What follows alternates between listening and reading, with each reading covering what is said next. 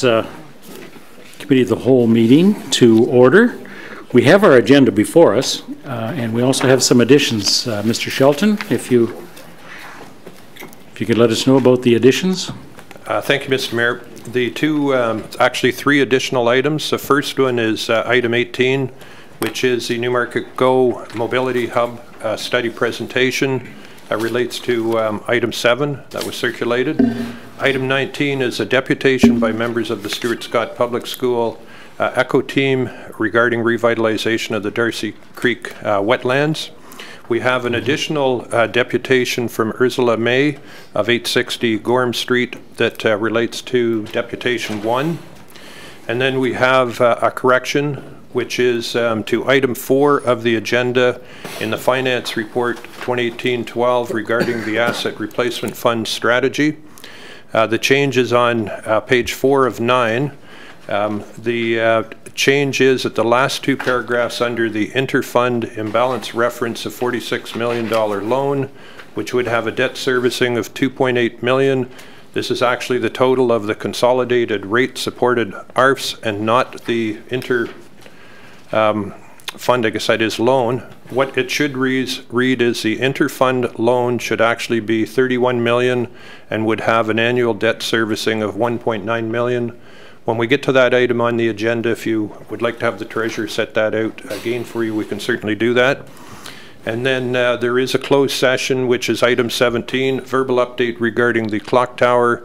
And this matter refers to litigation or potential litigation, including matters before administrative tribunals affecting the municipality as per section 2392E of the Municipal Act 2001. Thank you. Could I have a motion, please, to add these additional items and corrections to the agenda?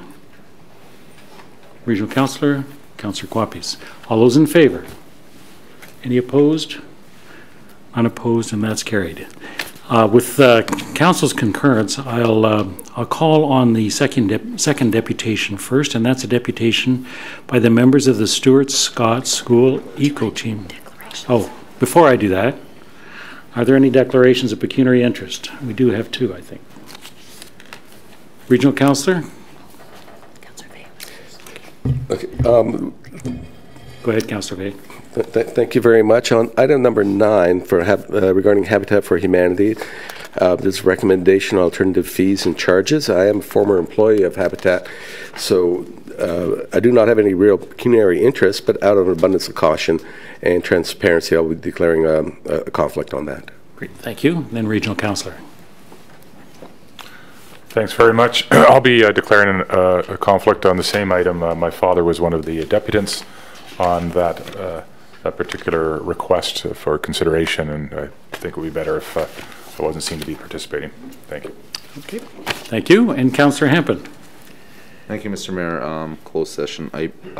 Closed session item regarding the clock tower. As I've in the past declared a conflict as I have a business in the vicinity, I will not be participating in any conversation or any discussion. Thank you. Okay, now I would like to call on the deputation by members of the Stuart Scott Public School ECO team regarding the revitalization of the Darcy Creek wetlands. Do we have representatives there? Please come forward.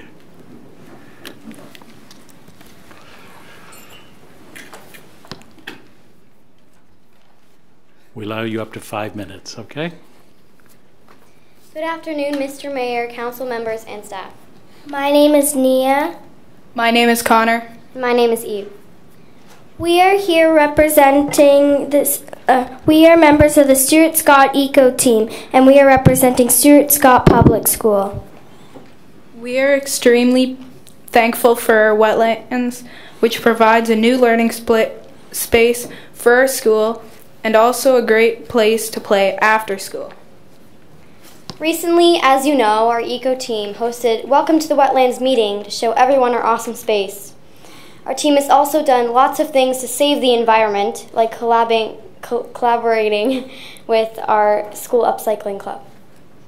Each week our classes use the wetlands for an outdoor learning space. We are learning about the animals and the plants that live there. We have also met with the Conservation Authority, and classes have planted shrubs and other plants in the area. With the Conservation Authority, we have learned what plants belong naturally in the wetlands, and we are learning to take care of our wetlands. Our eco team wrote a thank you card to you for creating this wonderful and helpful space. So our school just wanted to say thank you.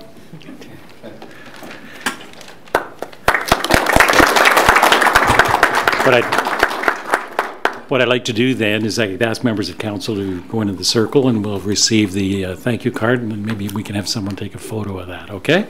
So members of council and Rachel and Sapita, if you'd join us as well.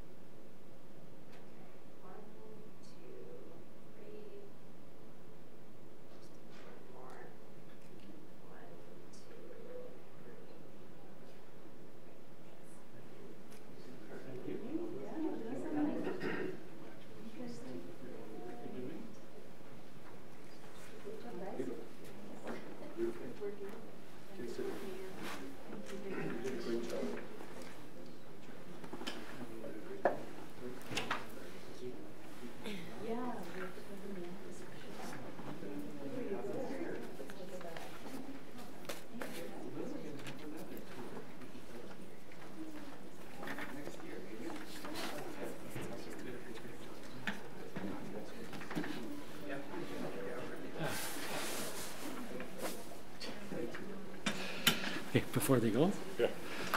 Maybe before the class gets away, so I see there's some comments here from members of council. Regional Councillor? Well, first of all, I just wanted to say a great presentation. Very, very well done. Great work. You're working with the Conservation Authority, our staff here, who are experts in this area, and along with your own knowledge and passion about the environment, we can see a great future ahead for Newmarket. So thank you very much for the work you've done. And I also thought I'd mention to you that I have my desk in the office back there, my nameplate that says John Taylor on it.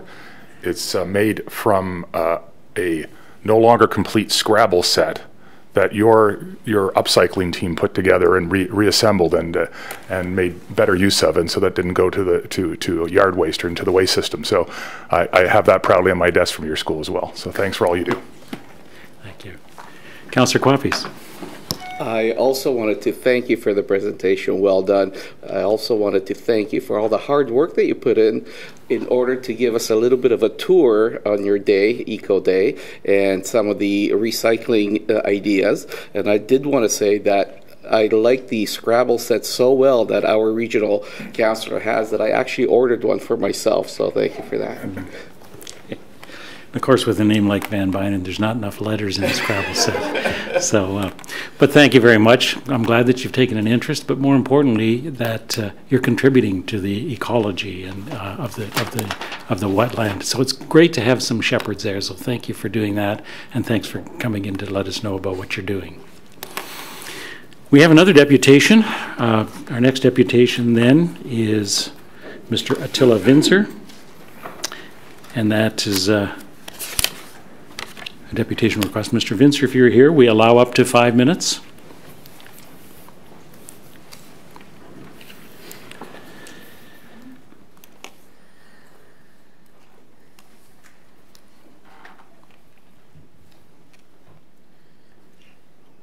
Mr. Mayor, councillors, members of the Committee of the Whole, ladies and gentlemen, thank you for affording me the opportunity to bring serious matters of concern before the Committee of the Whole.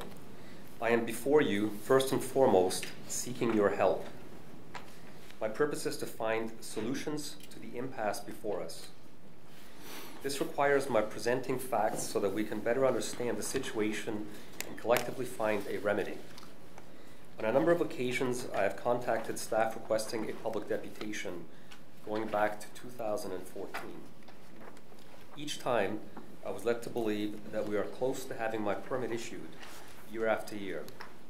I had no reason to ever doubt what I was being told.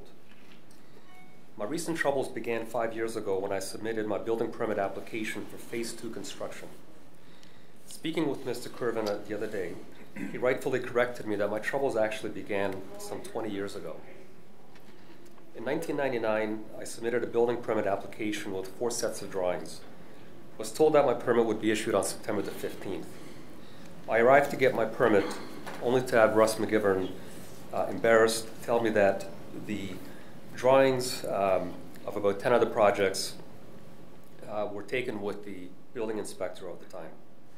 I immediately provided a new set of drawings. This caused a delay that put us into the winter. In 2000, Hazel Collette was very helpful during my process to obtain a minor variance for the west side setback from 25 to 10 feet. The minor variance was issued. The engineering department asked for the final detail, which I provided. I was told this can be rubber stamped in 4 hours. I thought this was my go-ahead with construction.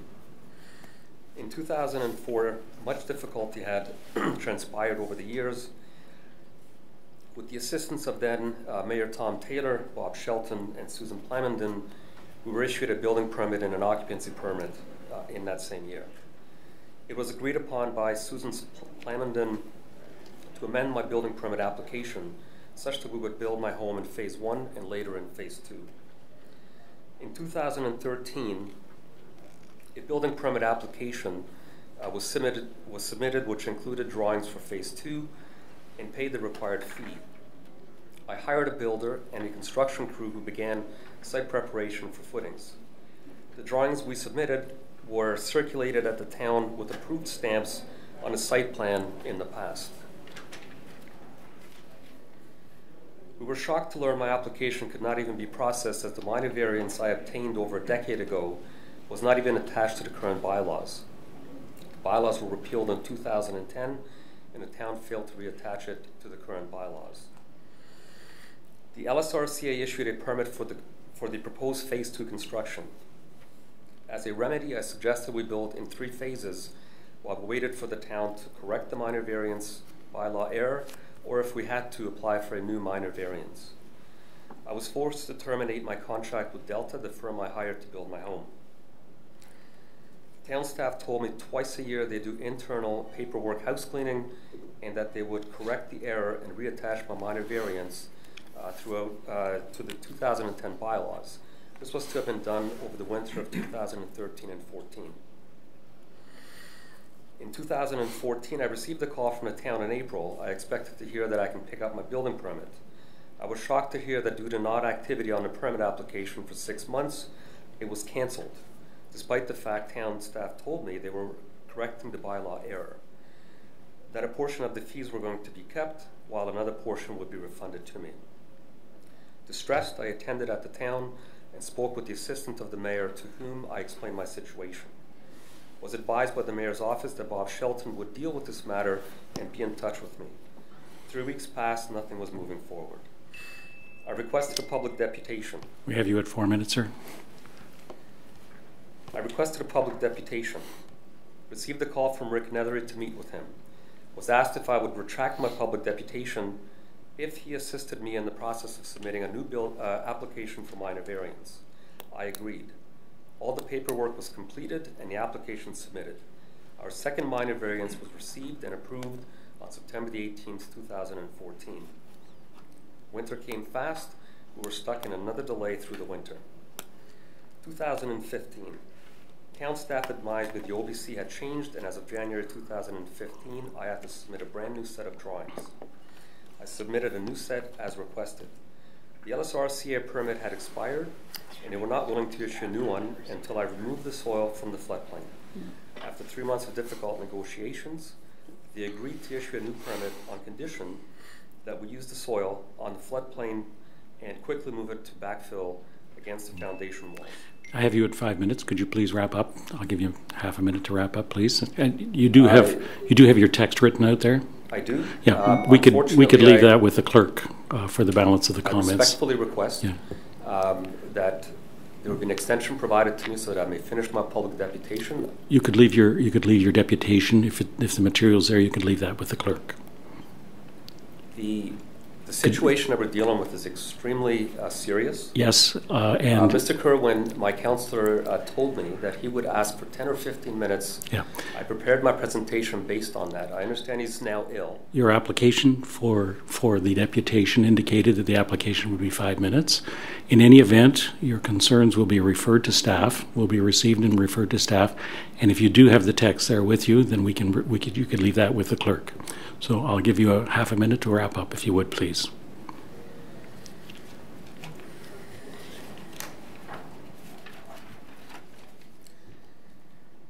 Missing a lot of my deputation, which is vital to my closing and my public deputation. If you could wrap up, please. In closing, my intent has always been to build a beautiful home consistent with other homes on my street.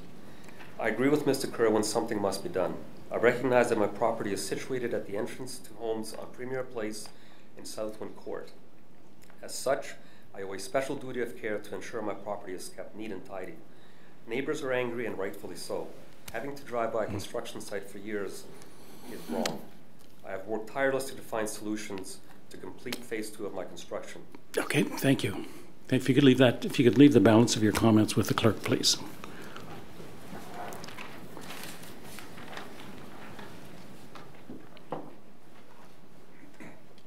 Thank you. The appropriate would be a motion to receive. Could I have a motion to receive, please? Councillor Quapis, Councillor Twinney. All those in favor? Thank you. Our next deputation then is Ursula May. Ursula, if you could come forward, please. 5 minutes as well.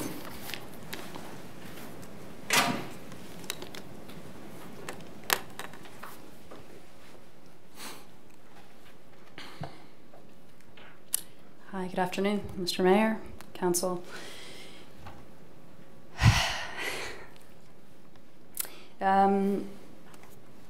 My property is on 860 Gorham. It is the west siding property against Premier Place 330.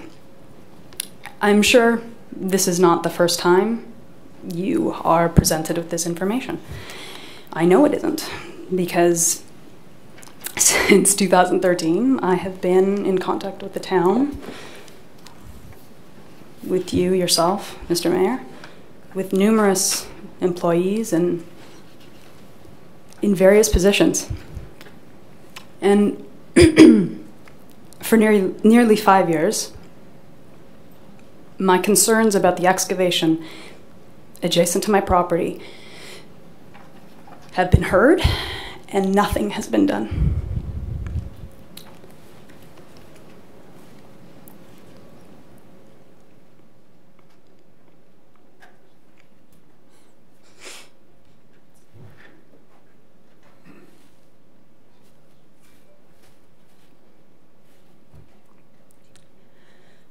Yeah, that'd be great. Sorry. For the last 5 years, my property has continued to erode into nothing. And a few weeks ago, the situation worsened. And again, staff from the city were out. And one would hope that something had progressed. Nothing has. Up until this very moment, nothing has been done to support or protect my family. This is 5 years in the making. If I hadn't spent the last 5 years teaching my children not to go near this fence, at some point that could have been them falling through that 2 meter by 2 meter chasm that has formed in the last week. I understand bureaucracy and I understand time. This is absurd, and I am asking that today everyone on this council makes a choice to do something about the situation. I understand I am one person and this is one property, but I can promise you this is not happening anywhere else in Newmarket. This is probably not happening anywhere else in this province. I am here to ask you each to do whatever you can to expedite the process, to put funds towards stabilizing this property. I have no other requests. I'm not asking you to speed up any other processes here. But please mobilize some funds so that this doesn't continue to happen. So that by the end of this week, where we have more flooding and more rain, I don't have another 100 square feet of my property that no longer exists.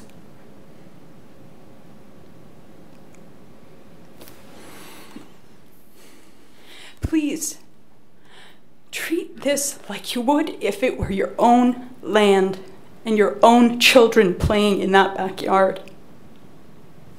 That's all I'm asking for today. Thank you. Thank you. Motion to receive and to refer to staff. Councillor Twinney, Councillor Bazance. All those in favor? That is carried. Mr. Sheldon. Thank you, Mr. Mayor. I'd ask that our Commissioner of Corporate Services just give a very brief summary of where staff are relative to the issue in question. Madam Commissioner. Thank you very much. Through you, Mr. Mayor. Members of Council were provided with some background information last week regarding the status of various actions and litigation in connection with this property. Because this property owner is in litigation with the town, we can't speak specifically to the status of those things. But this morning, staff were also provided with the photographs of the adjacent property and are aware of that situation and are taking immediate steps to address that situation. Thank you.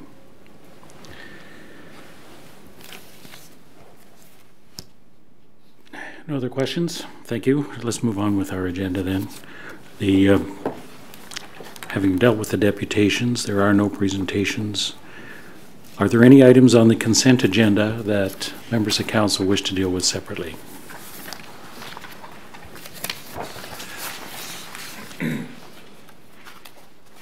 Regional Councillor. 4 and 10, please. Yep, 10 separately because of the declarations. Okay. Anyone else? Councillor Clapis? Sorry, what was that? Number 10 we're dealing with separately because of the declarations, right?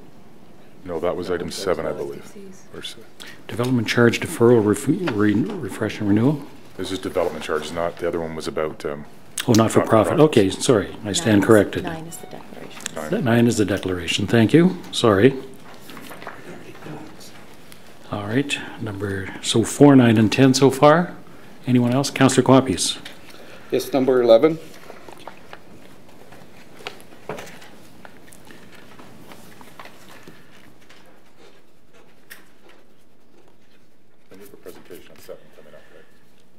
Yes, there will be a presentation with item number 7. Any other items?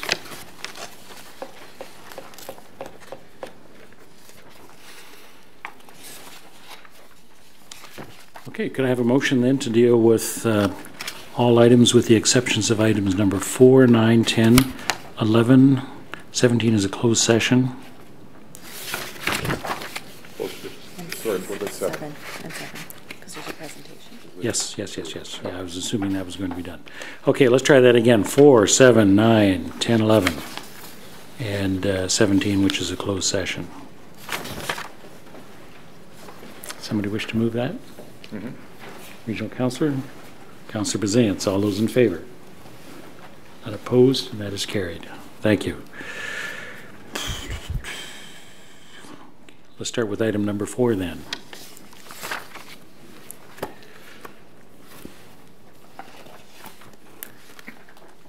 We did have an extensive workshop on that. Could I have a motion with respect to the recommendations proposed in the report? And that is that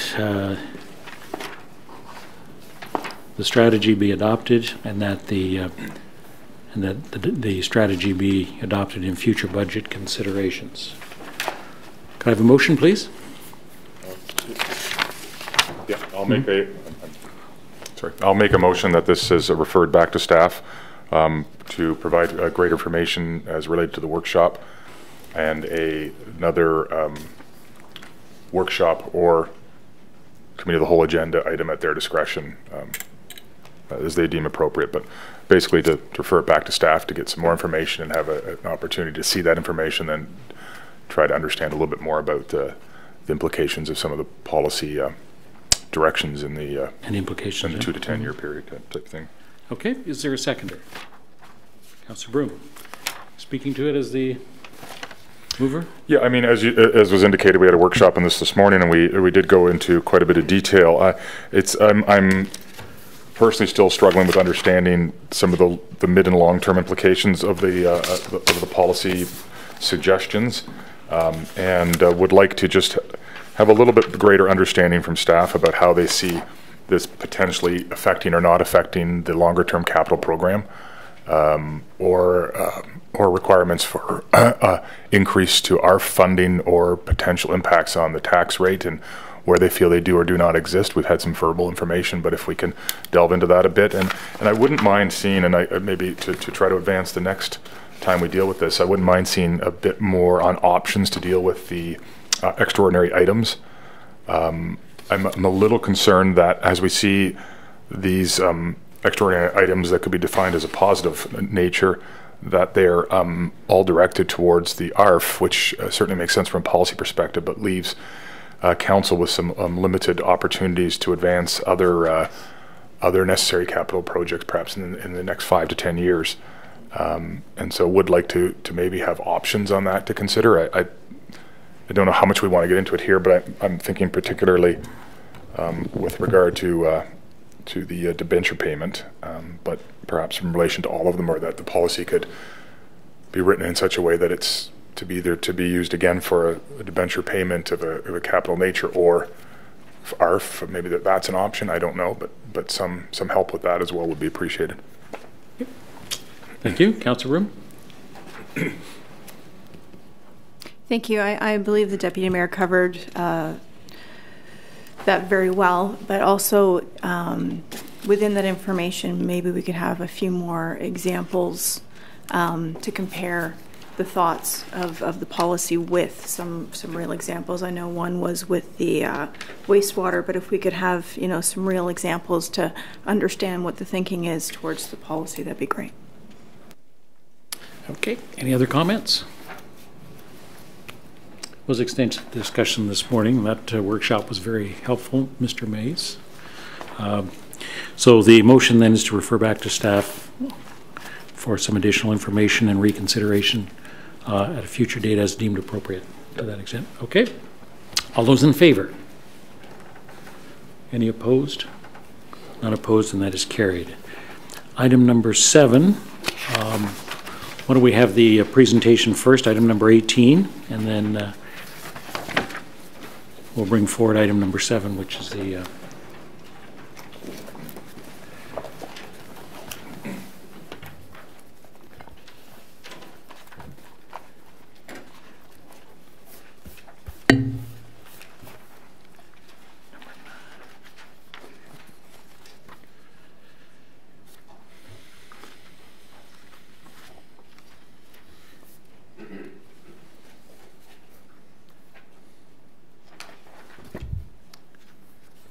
Okay, Adrian.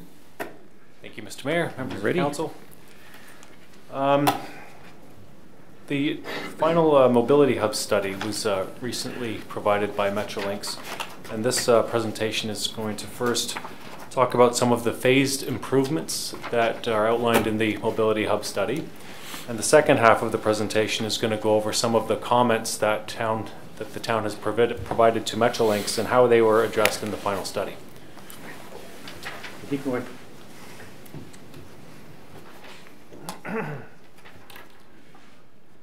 So just to provide a bit of background and to get a sense of the framework and the direction of the study, the secondary plan does, of course, provide that the station itself is to be an urban station that is primarily accessed by pedestrians, cyclists, and transit riders with limited park and ride capacity. It also provides some direction on the study scope, which includes items like grade separation, vehicular site access, integration between the various forms of transit, and pedestrian and cyclist integration. And finally, there was a direction to provide outline some sites for potential redevelopment opportunities. So this is, again, the high-level direction under which the Mobility Hub study was prepared. Consultation played a big role in this project as well. So there was agency consultation from York Region, Viva, YRT, and the Conservation Authority. And we also had a series of open houses and workshops. We particularly heard from the daily users of the site, so the commuters in particular, but also the local residents and some of their issues that were brought to the forefront through our workshop, which was well, they were all very attended, but especially our workshop when people got the chance to come around the table, roll up their sleeves, and put together some actual design input. A refresher on how we got here. The public consultation period for this concluded in September of 2017. And then the draft was issued by Metrolinx in October of 2017. October 16th was the presentation of the draft Mobility Hub study. That's when I presented the concept and gained council feedback and council's comments. And then those were subsequently provided to Metrolinx along with staff comments through report 2017-39. And then just recently in March, the final Mobility Hub study was released.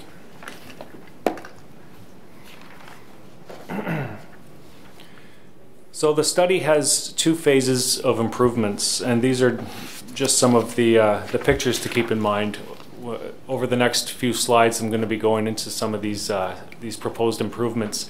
And this slide actually provides some pictures that should be kept in mind when discussing these improvements. Over the first phase, there's specific improvements, but just to get an idea of timing, this is 2018 to 2025, and phase 2 would be after 2025. Phase 1, 2018 to 2025. These improvements focus on connectivity and station presence. So it's really trying to create a better connection between the area surrounding the station and the station itself, as well as creating more of a station presence along Davis Drive. Generally speaking, the improvements are the East Papudo, and that stands for Passenger Pickup Drop-Off Area, Papudo area, which are the yellow areas on the map. The West Papudo, integration improvements around periphery, like I said, trying to draw people into it, especially people that are accessing the site without using their vehicles. I think it's an important distinction here to mention that the phase 1, so everything you see on this screen, oops, 1 more minute left. I am not. This is a phase 1 presentation. improvements. I think presentations allow 10 minutes. Okay, thank you, Mr. Mayor. Phase 1 improvements were included. This is very important to remember. The phase 1 improvements here on this screen were included in the RER scope of work of Metrolinx, with construction scheduled to be complete by 2025. So the fact that it's these improvements in particular were brought into a project that has budget means that these improvements are very real. So it's good to keep that in mind. So getting in a little deeper on some of these improvements here. This is the East Papudo, and the inset will help see exactly what's going on here. But the yellow area is the, generally speaking, it's the pedestrian plaza. So that's right along the Davis frontage. It will draw people into the station area and really showcase that this is a station land as opposed to, you know, it'll just highlight that it is a public transit station. There's barrier-free parking spaces, 6 of them, right along number 13, right in front there. Can we use the... Oh, right. Yeah. Right here, along this stretch. That's what I was thinking about. So these are the barrier-free parking spaces, but all the yellow is the pedestrian area. 23 is the canopy that will extend all the way out to Davis. So a real purpose of this was to bridge the gap between the Viva station out in front of the station and the GO station itself. So trying to bring a connection there between the bus users and the train users. So the canopy and the plaza will go a long way to do that. But also there's practical improvements like the GO bike parking. 40 spaces are included in this, right over here. They are 40 covered and 16 secure. And then the transit plaza, like I mentioned, all the yellow areas, and the pedestrian canopy, like I mentioned. So that's phase 1 east. Phase 1 west is the western Paputo. So Metrolinx is in the process now of acquiring the 4 properties to the west of the tracks, and in place of those residential residences will be this western Paputo. Again, there's the pedestrian area, pedestrian plaza, which is all the yellow areas, that links into this enhanced sidewalk area, which hits Main Street and then goes south to the intersection of Main and Davis, connecting again with the transit, with the Viva stations that are currently exist. There is a pedestrian bridge, 21, that connects. It'll provide pedestrian access from the Paputo and the plaza right over to the platform itself. And in the future, when there is a platform on this side of the tracks, on the western side, then it'll provide a direct link into that section as well.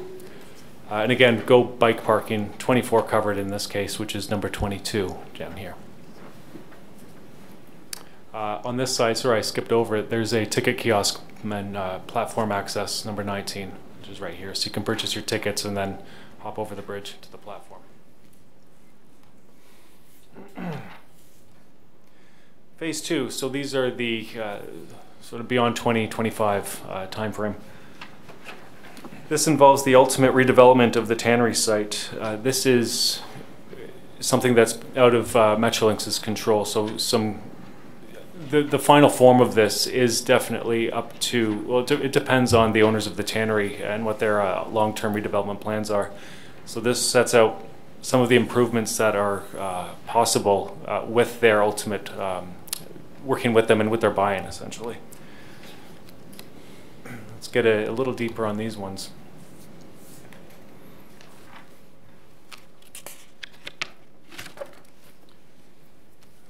Only one of these improvements is on the west side of the tracks, and that is the extension of the pedestrian area on the west. The plaza over here that was done in phase 1 will be drawn further south to Davis to create another pedestrian connection to Davis, but on the west side.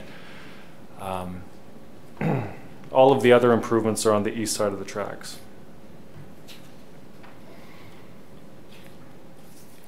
So it's a little tricky for me to see, but 21 is the station building itself. So that would be a separate station building, because today the building is inside the Tannery Mall.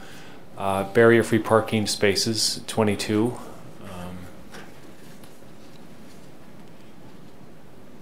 So they are along up at the northern strip of the site here. And this is the bus loop that will carry a limited number of YRT buses, specifically the Mobility Plus buses, into the station site. Enhanced transit plaza, so much longer strip along the platform. A gateway feature, which is 27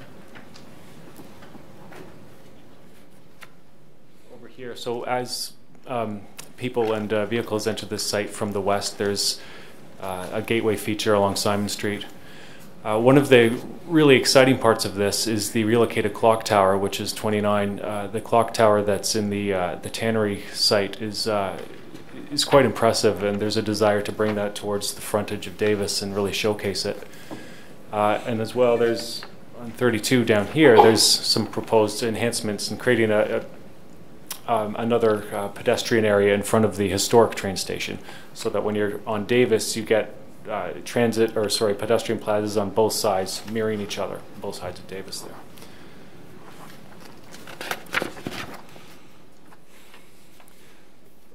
like I mentioned, there was a desire to see some sort of long-term build-out of the area. So what this is the transit-oriented development plan that really shows what the area would look like given the secondary plan's density allowances, and as well as the enhancements that I just went over through phase 1 and phase 2 of the station. So this is where it all sort of comes together. You can see that there's a constraint here being the floodplain, which I'll get into in a couple more slides. So now the town comments and how they were addressed.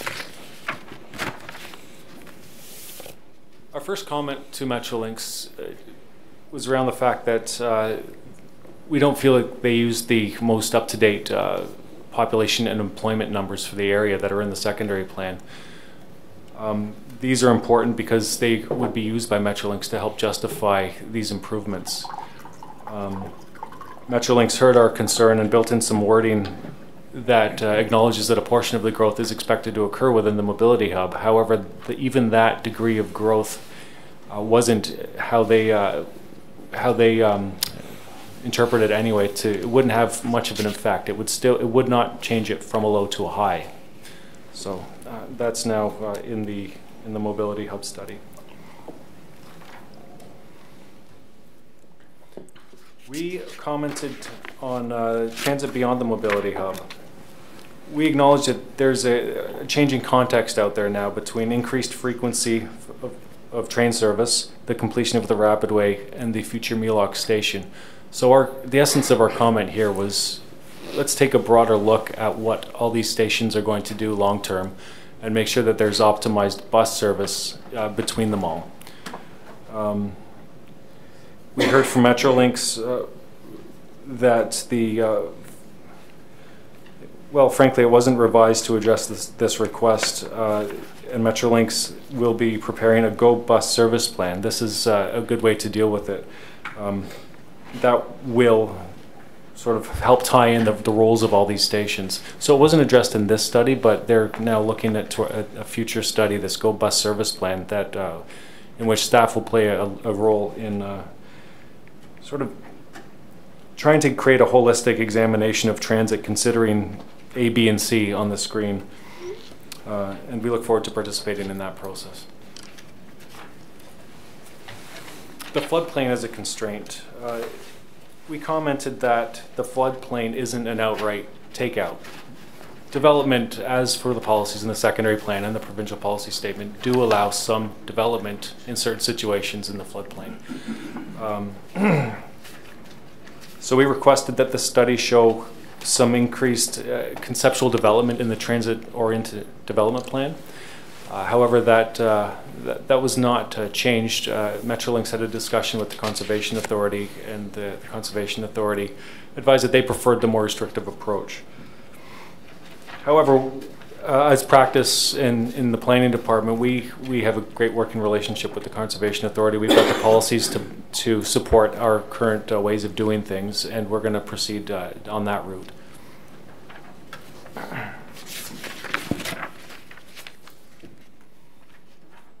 On-site bus accommodation.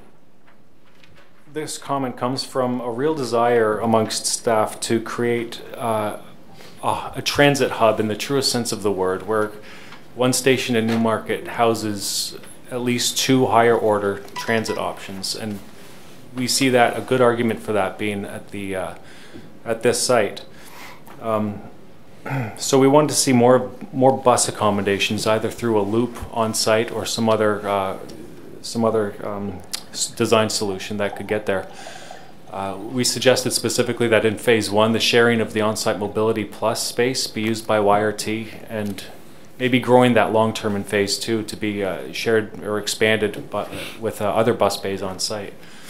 Metrolinx consulted with YRT and were advised that the on-site bus bays were not warranted based on the small number of YRT passengers, the increased travel time for other YRT passengers, and increased operating costs associated with using these off-street bus bays and bus loops. But I think this issue really ties into the first issue we had, which was is Metrolinx using the up-to-date numbers in the secondary plan? It's important to think long-term about these things, and really, when we're at the early stages of design right now, it's our chance to get the design proper to accommodate the future growth. Grade separation. The draft Mobility Hub study included only a high-level discussion, so it was requested that a more thorough assessment with modeling of all grade separation scenarios be included in the technical transportation report that at the time Metrolinx and IBI were preparing. Metrolinx has advised that they will no longer be publishing the technical transportation report, instead relying on their findings of the 2015 system-wide grade separation analysis and their ongoing level crossing program.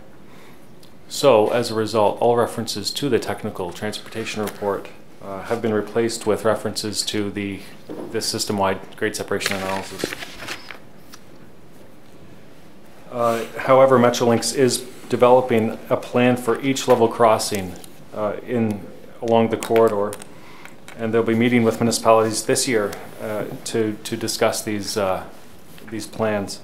So staff will continue to press for a more thorough analysis of this issue, not only at this site, but also in the Mulock situation as well.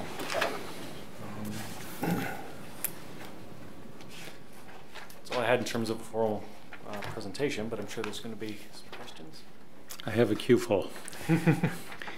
Regional Councilor, then Councillor Hempel, and then Councillor Bazans.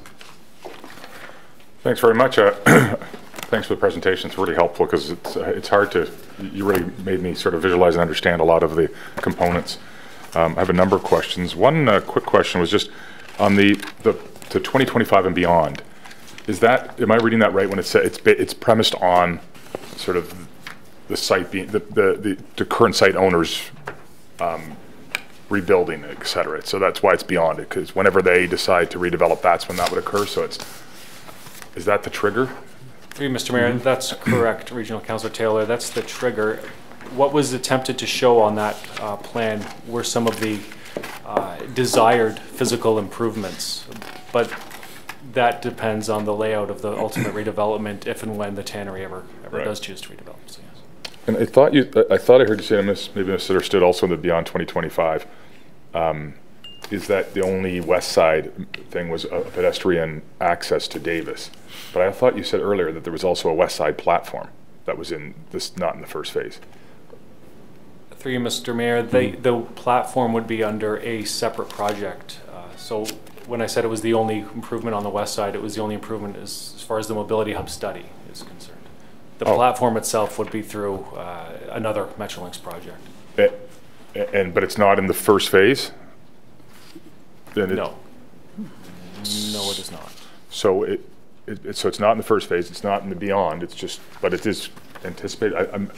I guess that's what I'm having trouble. You're saying it's a separate project. Is it part of this? Like, am I reading this wrong? There's basically two phases, 2018 to 25 and 2025 and beyond, and you're saying it's not really part of either of those? Or through you, Mr. Mayor, let me try to understand this. Are you talking about the west side platform? The platform itself? Yeah. This project doesn't deal with the platform on the west side. Oh, it doesn't at all, period. No, that is under a completely separate Metrolinx project. And the timing of that is broken out through their RER project. Oh. So it's built into the electrification. It has to do with extending the double tracking from Aurora up to Barrie. So this project will accommodate that and provide the land for it, but it doesn't say platform here by this point as part of this phase. So it could occur quicker or it could later, but it sounds to me like it's after double tracking and 15-minute service all the way to Barrie, so it's sometime into the future. Is that right or no? Hard to say. Dear Mr. Mayor, that'd be hard to say. Okay. Okay. Other questions then. Sorry, on the last one, on the level crossing item, am I reading that right too then? Am I hearing there in between the lines or more than that when it says as part of the level crossing program, they're going to work with all the municipalities in 2018? Is that a way of saying that grade separation is out for now, and that we'll work with you on making the best level crossing you can possibly get, or help with improvements and enhancements? Or do you think this is to really look at it and still continue to analyze it?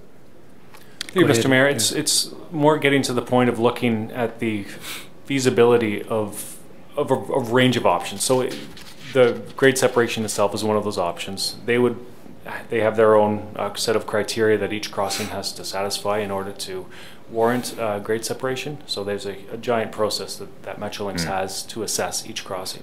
So it's a consistent approach that's applied up and down the line, and they're going to work this into that assessment. But they did already have the report, right, on the grade separation, and it listed the ones that were going to get done right away, and so this is more part of a process of, because I don't believe we were on that list, and then this is more part of a process of looking how we would eventually qualify, or I think that's right? They released a report on the ones that are being grade separated, and at least in the initial. And we didn't make the list. I thought so. Yes. Yeah. There is a 2015 system-wide grade separation analysis.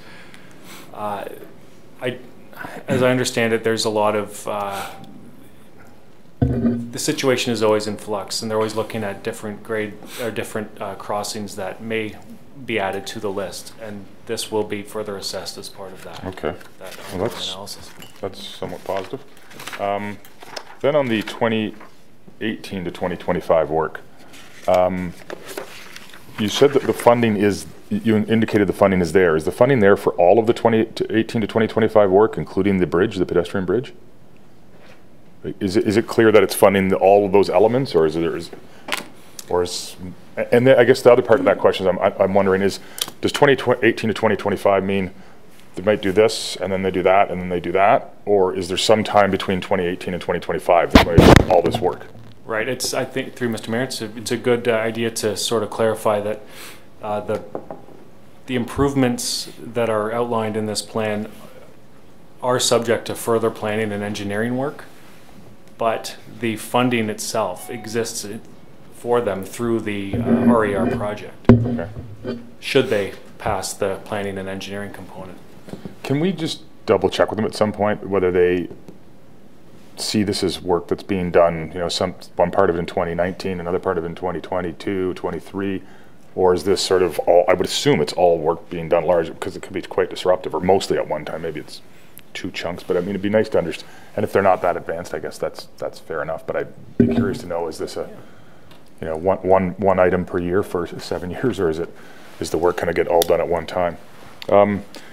The other one I just wanted to flag is, it's minor, but if we can just keep track of it somewhere, and when the time comes, is the bicycle parking enhancements. I think we had a good meeting the other day, and people raised the issue of charging for electric bikes. So if we can somehow just keep that on our radar when the time comes and bring up that, if they're not already looking at that. Okay. And the last one I want to raise, which is a tricky one, but in here we're doing, I think we're doing some forms of public consultation that are better than we've ever done before, and I think the Congress the other day was an example. Our town-wide drop-ins, they're fantastic. The one thing about the Congresses and these kinds of public outreaches, that sometimes you'll get people with largely one perspective or passion or similar interests, and I think we have to make sure we're getting other ones. And I know it's not the be-all and end-all for this one, but when I see where it says consultation, and the public consultation through 2 open houses, I suspect this is true, but it says that there was key messages were heard, and one was reduced parking, less parking lots. I can, without hesitation, go out on a limb and say that if we did a general survey of residents, and certainly Go Transit users at that location, that would not be the feedback. And so we've just got to be cautious that we're not, that we're ensuring we get the perspective of everybody, and this is an important perspective, but it's I don't think it's necessarily shared by all or widely shared. And where that brings me to is just the last point, which I think is a very tricky one, but obviously through this, they're not looking at increasing parking. I would have assumed there was an opportunity, but maybe not with floodplain, to do some tiered parking at the back. Parking is a big issue. People are, whether we philosophically think it's the right answer or the perfect answer, it is a big issue at that location and in transit in general. I understand from Metrolinx, and rightfully so, that they're not going to try to increase the parking in perfect proportion to the increased ridership they're anticipating. That's not realistic nor desired.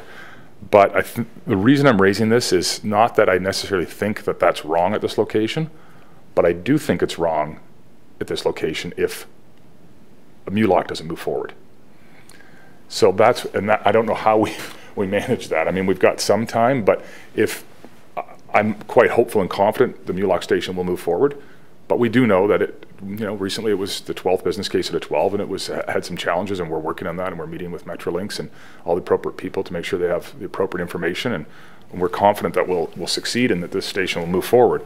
But if it didn't, because it's designed to increase parking, because it's designed to be a less transit-oriented, that this station, where the mobility hub study would become the more pedestrian-friendly, bike-friendly, transit-oriented one, then that works.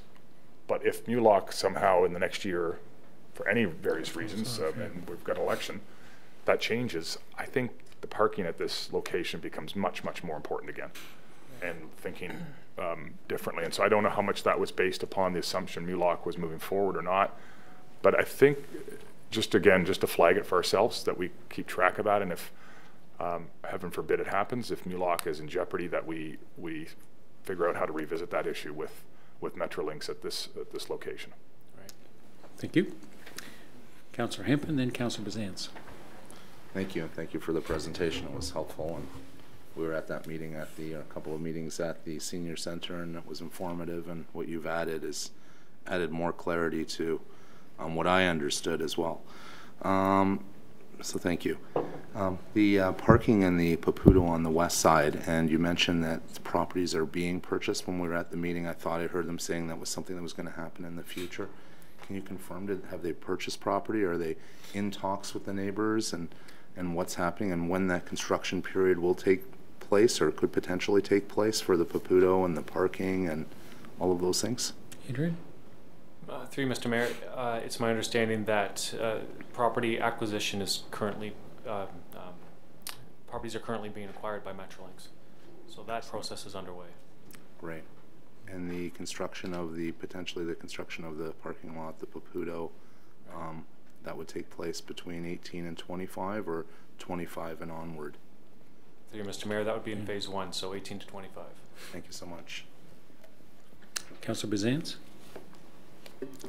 Thank you, and thanks very much, Adrian, for the presentation. I just wanted to turn attention to the GO Bus facility on Eagle Street. It's an issue I've raised several times, and I'm glad that it was brought forward in terms of looking for some answers from the study.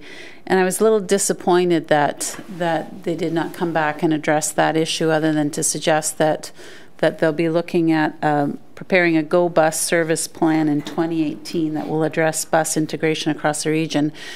And I guess the concern I have is that even if the plan is to eliminate the GO buses, because the GO train service ultimately will be much more regular, and I fail to sort of see that they would eliminate anything going down the 400. But anyway, what concerns me is that if you've been to the Eagle Station, it's just a hub of activity on its own.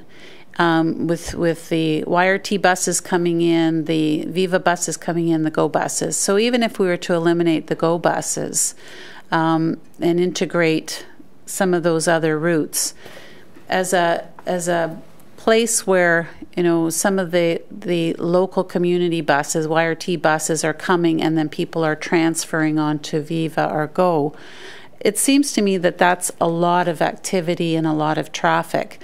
And just looking at the plans for both on the east side and west side, it doesn't seem like that really lends a lot of space. Because if you think of the way the buses come in, it's sort of circular, and there's lots of room for them to maneuver coming in off of Davis and or coming in off of Eagle and vice versa. But it just seems that this situation could create a lot of congestion, particularly if you have Mobility Plus. The clients of Mobility Plus are not moving quickly for the most part, and pick up and drop off does take time. So I'm just really wondering whether they've given enough thought to how that's going to be integrated if the Eagle bus station is no longer necessary, or is there still a plan to have that bus station there? I'm finding it difficult to sort of envision how they're looking to accommodate that at the Newmarket GO station, or keep both stations. I'm just still not very clear on that. Adrian? Thank you, Mr. Mayor. I hear what you're saying, and I too am looking for a lot of those answers. And when we put our comments together, are requesting that Metrolinx take a real further examination of the area stations, the ultimate roles. And when I say area stations, I'm including the bus facility on Eagle Street. What are the long-term roles of these stations? What are they going to, in Eagle Street's situation, is it going to exist? And if so, for how much longer? We need some clarity. And we keep pushing at every opportunity to get that clarity. And we will continue to do so. From a planning perspective, it makes a lot of sense, though, to tie in a bus facility on a rail line, whether it's Mulock Station or whether it's the Tannery. But to have that integration is very convenient for all transit users. So, I can just say that we take every opportunity to push forward those messages. Yeah, because I think, now would be the time to start thinking of that and planning for those bus bays or whatever they're called, because it does get very congested at Eagle Street, and you've got a lot of buses coming in, and even with the elimination of some potentially, I can see that you're still going to need that space, and perhaps it's just a little difficult to see on the plans, but I don't see that they've really contemplated and prepared for that degree of additional movement of large vehicles. Go ahead. Through you, Mr. Mayor, on phase 1, maybe I should go back.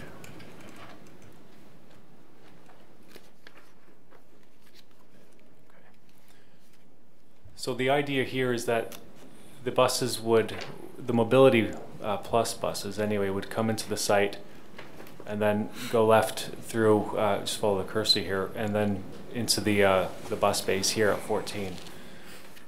So they would travel somewhat through the parking lot and then loop around and exit the site through the exit onto Davis.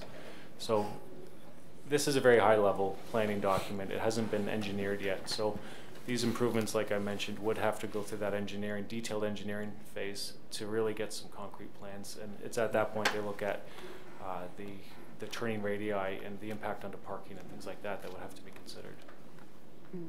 And also, if you've got that many more buses now coming on to Davis on top of the trains, and the congestion on Davis could back up that much more. So I'm really concerned of whether they're really giving it appropriate consideration, and maybe something that we could ask them more emphatically to take a second look at. Good. And I've seen the activity at the Eagle Street bus station, and I'd have some concerns as to whether or not the Tannery or the Davis Drive has the capacity to accommodate the volumes that you're seeing there.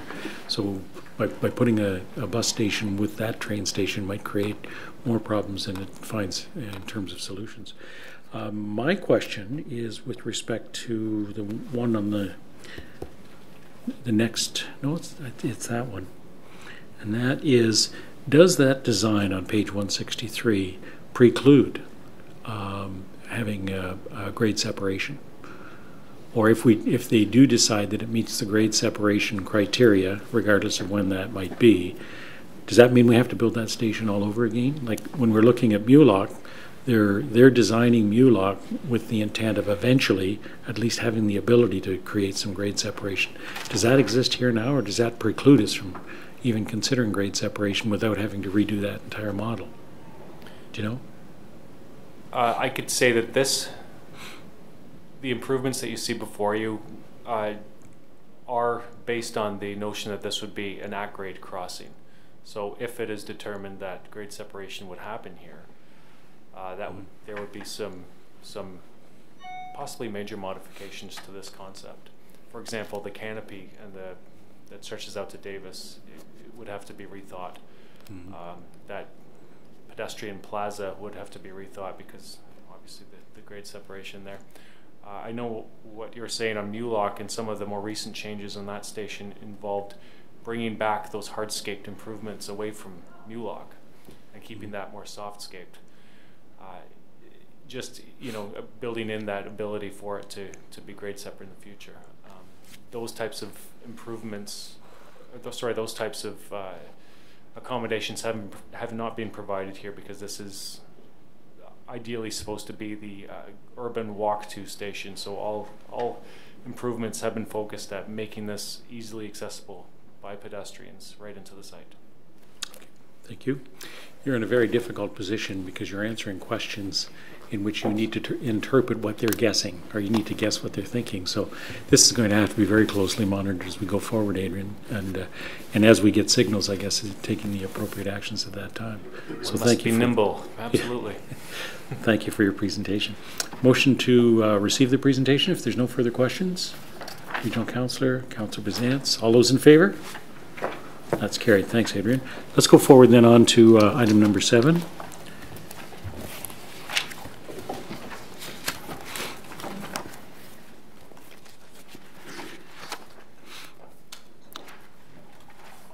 The recommendations are that the report be received. Can I have a motion with respect to the report itself? Yeah, I'll move it. Move it. Okay, seconded. Councillor Quapis. Speaking to the motion. Any further comments? Nope. No further comments. Okay, I'll call the question. All those in favor? Any opposed? None opposed, and that is carried. Thank you.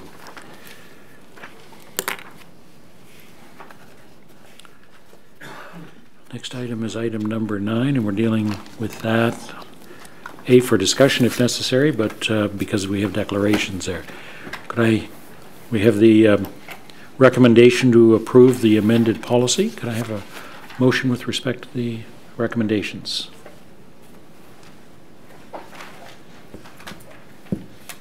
It's good for someone to move it. Thank you. Councillor Hempel, Councillor Quapis. Okay. Any discussion? Did you want to speak to it as a mover? Councillor Hempel? Yeah. Habitat offers an incredible opportunity for those people who may not have an opportunity to purchase a home, and it's something that's benefited our community and the public, and I think this is a good recommendation. Okay, thank you. Councillor Quapis is the seconder. Nothing further to add. Thank you. Okay. I just want to congratulate staff to ensure that the agreement for the deferral agreement is registered on title, because once title goes from Habitat, then it's out of Habitat's control, so that both parties are party to the agreement and the agreement gets registered on title. So I was glad to see that happen. Any further questions? Call the question then. All those in favor? Any opposed? None opposed, and that is carried. Thank you.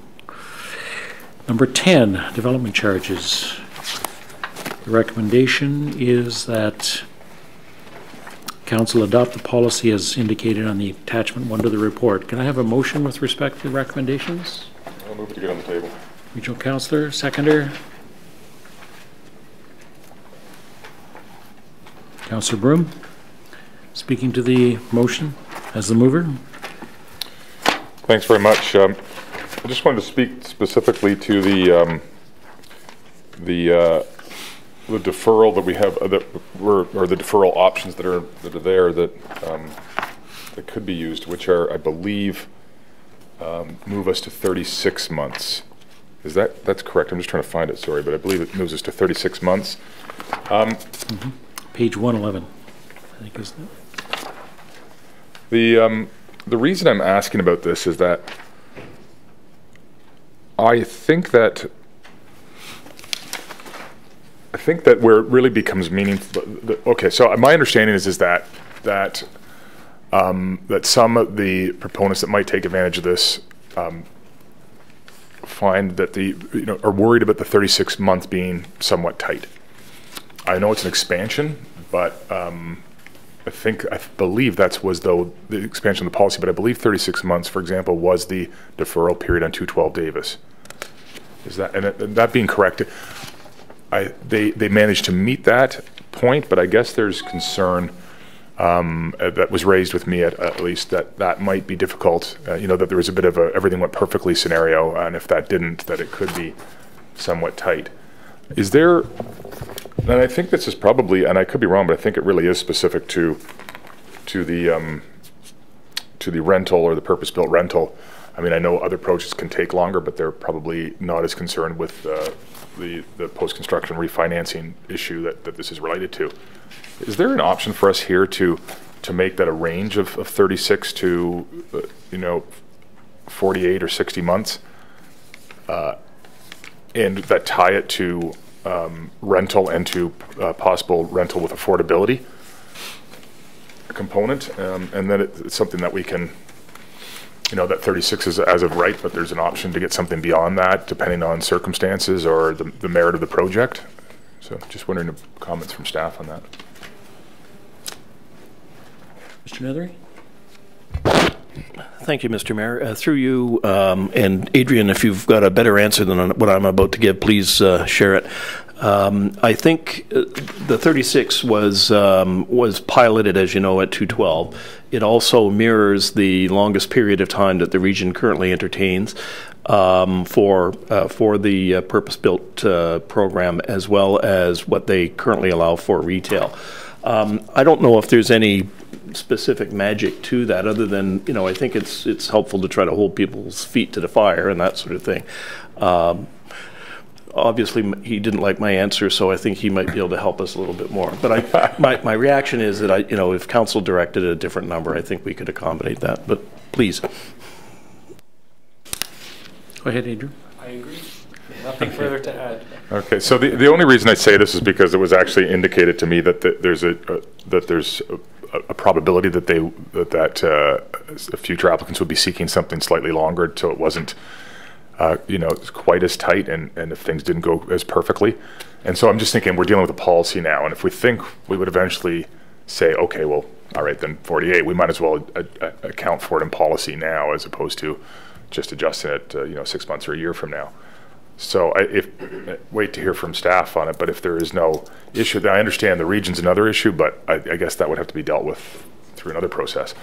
Sorry. But yeah, so I'm just really curious about whether, and I would be interested in the idea of tying it to, unless it's, but maybe to affordability, or to rental and affordability, but I think it might also be a way to keep that conversation. I think it just, I'd be inclined to say something like, affordable targets or requirements, or otherwise to the satisfaction of the staff and council, so that hybrid versions or things that don't necessarily meet perfectly with the regional criteria, but still go a long way and do some creative and unique things. But anyway, I'd just be interested in thoughts. Mr. Sheldon? Thank you, Mr. Mayor. I think that unless you tie it down in terms of what would get you from the 36 to the 48, you'll have everybody asking for the 48 if it's in the policy. There may be the alternative where if you go with the 36, and if there are extenuating circumstances, that would give staff the time to take a look at that. We did have a discussion about the time period in the policy, so it's up to council, but I think if you have a range without really being specific as to how you get to the upper range, you'll have most people asking for that. Mm-hmm. And with policy, council sets policy. Council can also make an exception to policy if there are extenuating circumstances to go beyond that, and who knows, it could be 48, it could be some other number. Mm-hmm. So is your suggestion then is just to leave it, or is to at least enter some words that say about extenuating circumstances, or to tie it to affordability, or what? I mean, my suggestion would be to leave it and go on a one-off. But on the other hand, if you want to put a range in, then probably to refer it back to staff so we can come back with something very specific so that we know what would trigger that extension beyond the 36 months. On the first approach of leaving it and dealing with extenuating circumstances, it does provide you with a little bit more flexibility. You know, could be that somebody's in asking for a different time frame. Right. Okay. Well, we can just carry on until maybe council and if staff has a suggestion. But I guess, am I correct that we'd be looking at the area on page 117, 6.1? That's where any change would occur if it was to occur, or am I at least? Is that the right area? I think it is. Yeah, it's page 111 in the report, and then in the policy itself. Yep, later on. So. Okay. Yeah, I guess the only other option is to maybe just put in, maybe not, like you said, not a range, but some language that said, unless otherwise agreed upon, or, you know, with extenuating circumstance. But we can leave that to council and get some feedback. That's good. I'm fine. Thank you. Okay. My concern is around the security options, and rather than the timeframes themselves, I'm wondering where the project is in its own cycle. For example, should we have something that as soon as the takeout or the refinancing option goes into place, that's when we get paid. One thing I'd hate to see is that they put their refinancing in place without having payment for the development charges. So is there any way that we can address something like that, or what's the likelihood of something like that happening in the first place? And should we provide for some way to ensure that that didn't happen? Are we securing ourselves on the property? On title? Mr. Nethery, are we registering on title the deferral? Through you, Mr. Mayor. Sorry. Through you, Mr. Mayor, we are, but we are second, I think. Is that not the case, Adrian? I believe that's the case. Okay, so if we're second, then they'd have to pay us out if they do a takeout financing. So we're covered that way, as long as we have a registered interest on title. That was my concern. Okay, thank you. Any further discussions or questions? All those in favor? Any opposed? Unopposed, and that is carried. Okay, number 11, Heritage Newmarket. And that is the minutes. So is there a correction of the minutes? No, just one minutes. Okay, go ahead, sure. Go ahead, you're moving the minutes, Councillor? Yes. Okay, do we have a seconder for that? Councillor Fake, okay. Go ahead. Thank you, As the Mr. mover. Mayor. So item number 11, if I can just get you to, let's see, that's page 128, and it's item D within the actual minutes. I just wanted to take the time and the opportunity to compliment the Historical Society to say that they will support the 2 plaques. As a matter of fact, what really stood out is they also suggested a 3rd plaque, which is regarding the grindstone that's in front of the museum, and it's a Bogart Mill grindstone. I think this is a really good step going forward. Our town, specifically downtown, but also not limited to downtown, has tremendous history, and now we're getting more and more visitors, but also residents as well. And it's really important for them to actually understand the significance of some of the items. And one of the items that staff and I were talking about a little while ago was the railroad tracks on the parking lot. A lot of people don't know the significance of that, and there's many of these items. So I think the 3 plaques that that were supported. I think you're talking in item D. number 10. D. D. 128. Number 11. Heritage location plaques. Number 11.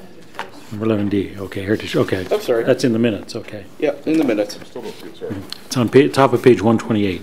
Yeah. Oh, 128. Item number 8D. Number 8. Okay. Yeah. I thought you said. Yeah. Okay, I apologize. I thought. Maybe my fault. Item 11 in the agenda. Yeah. Sorry. So, Heritage Newmarket Advisory Committee meetings, I was just very happy and glad to see that they do support the plaques, and I do hope that this is a step in the right direction. And we do have significant amount of historical areas, and people need to know about it, so I'm full support of that as well. And thank you, staff, as well, for bringing this forward. Okay. Councillor Vague, speaking as a seconder to the minutes? No other comments. Nope. Okay. All those in favor? None opposed? That is carried. I should have pulled item number 12. And that item number 12 relates to item number 10 of the minutes.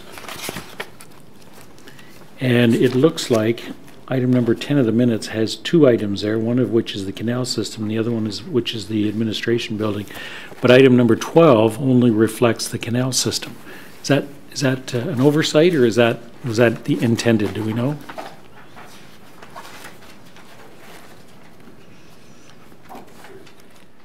So item number 10, heritage designation for 2018 is the York Administration Center. So there's two item number ones there. So I'm just wondering if both of those were intended or just one. Madam Clerk? Through you, Mr. Mayor, I believe we were just looking for the referral to staff on the canal system to look at the process for that. Oh. Because we weren't sure as to the ownership and whether we can designate a waterway, so I believe staff was going to report back, but the other one should be fairly straightforward. Okay. Which other one should be straightforward? The regional building. We would be contacting the region. You know who owns it. Oh, yeah. It's just saying to contact them, right? Not to necessarily designate right away. Well, they're recommending designation, but I'm sure Dave would reach out and speak to them. Okay. So that would come back, I guess. This is just to start the conversation, or how does that work? Mr. Nethery? Through you, Mr. Mayor. Yeah, certainly that would be the first step to see if there was any assistance that the region would have, or any perspective that they might want to offer as to whether or not they are in agreement with that. There is a formal exercise that also needs to take place to come up with the rationale and reasoning, so that's a little bit of work that staff would have to do as well. And as you know, in recent events, while it had been our practice to not designate properties where the owner of the property might not have been in favor of that, you're not bound by that as well. But I think you would start by having that conversation with someone at the region as well. So, yeah, sorry, just to add to that, I was asked to look into this a bit, and I did have conversation with the region. I think I'm glad there's going to be that step to it, because I think they're I agree, it's an incredible building. It has heritage value. I can't do the full study, but given its prominence and its architect and et cetera. But I think the region was expressing interest in understanding a little more about the potential complications that might arise from something like the walkway, as an example, that's coming over the building, and could there be objections to that, and what would be the impact on the process, and how they, and not necessarily on that now because it's done, but future examples like that. So I think they were interested in understanding it a little more fully. Okay. Mr. Sheldon? Council could decide to refer both of those items to staff to have that discussion ahead of time. That might be the better approach. I think so, yeah. Okay. So we could amend item number 12. I think we dealt with item number 12 under consent. So I guess we need a reconsideration if we want to do that. So would anybody propose that we do a reconsideration under item number 12 so that we could also include the regional administration building? Can I have a motion to that effect? I'll make a motion that staff have a conversation with regional staff and elected officials to research. So to do that, we need to do a reconsideration of item number 12, which would be referred to staff. To include staff. Okay. So I'm taking that as a reconsideration motion. Do I have a seconder? I'll need a 2/3 majority for that. This is administrative. Regional Council, all those in favor? Okay. So then we're to item number 12, and item number 12, the suggestion is that we amend that to read the recommendations with respect to the heritage building, and that be referred to staff as well. Could I have a motion to that effect? Councillor Hempel wants to. Councillor Hempel? Sure. Okay. I'll second it. I do have one quick question. Sure. Can we just clarify, because there might be questions later, and it was said somewhat quickly, but the reasons for referring the canal to staff is because I believe staff want to fully understand Ownership. ownership and how to go about how one to designate something that's, we're not used to a house. Is that, so we just need to do a little more research on it. Yeah. Okay. Thanks. Okay. Yep. Councillor Hempin, you're the mover. Yes, Heritage members, I'll make them aware of the changes, and I'm just wondering if we could have a timeline that I could share with them when we could. Mr. Nethery, an approximate timeline? Mr. Mayor, what I would like to do is, if I can check with the Heritage Planner just to get a sense of that. I'm assuming it would be perhaps within some preliminary answers within 60 days or so. The actual designation does take a little bit longer than that. Of course. Thank you. Good. Any further discussion? All those in favor then? Any opposed? None opposed, and that is carried, so that was reconsidered.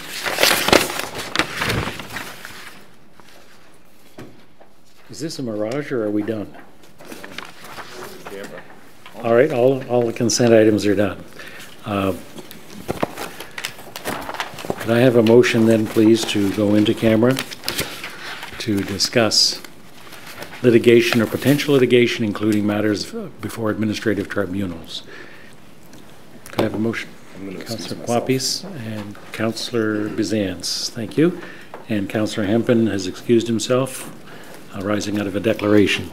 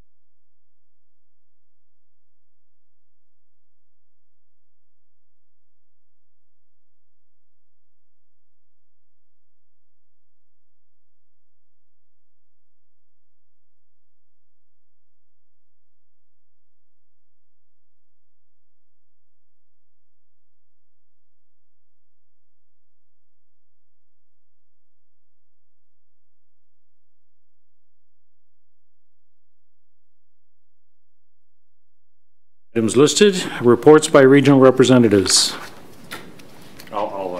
Council? Are there any notices of motion?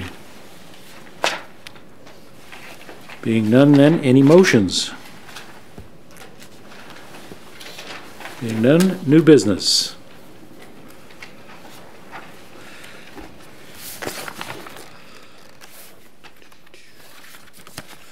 There is no public hearing, and sorry, just under new business. Can I ask a quick question? Yep. I guess I'd like to just ask about where we're at with the interest in designating the Union Hotel. Mr. Nethery?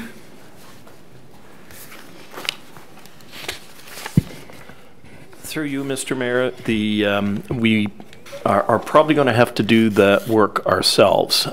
We were not successful in getting much assistance from the region in terms of the kinds of things that we need in order to come forward with a report that recommends designation. So we are right now in the process of trying to determine do we have the capability at staff level to do that, or for that matter, we might have to reach out to one of the consultants on our roster to do that work. It's usually not a big deal, and it's usually only amounts to about $2,500 to do it, and the money's there. But we could have probably brought it forward a lot quicker if we had been able to get in there and do some stuff like that. But it's on the list. And so I assume we're talking before June, though. Is that fair or no? I think that's still the intent. Okay. And Mr. Shelton, you're involved in the discussions with Metrolinx and Viva Next. It's not their intent to oppose that, is that correct? It's not the region's intent to oppose the designation? Okay, good. So we don't anticipate any pushback on that. Any other items under new business? Okay, there is no public hearing scheduled, and so the only thing remaining is adjournment. Mr. Mayor. Yes. I wanted to notice a motion. I'm sorry, I was out in the okay. hallway. Yes, okay. No, that's fine. Yeah, that's good.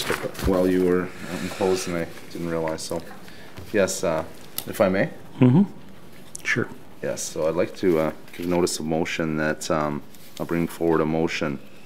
I've been working with the mayor and the deputy mayor and Councillor Broom, and we're working on creating an entrance sign into Newmarket Heights. The cost of producing the sign is about $28,000, and I was hoping council would support, but this motion will be part of that council provide $10,000 in funding for the sign at the entrance of Longford and Penn Avenue, right beside the Tim Hortons. As many of you know, this area of town has a stigma around it, and people call it, quite frankly, the dog patch, and it's the only dog patch in Newmarket.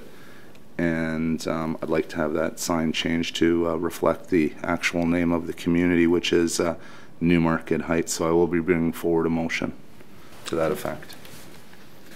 Thank you. Are there any other notices of motion or new business? Being none, then motion to adjourn. Councillor Bazans, Councillor Quapis, all those in favor? None opposed, and that's carried.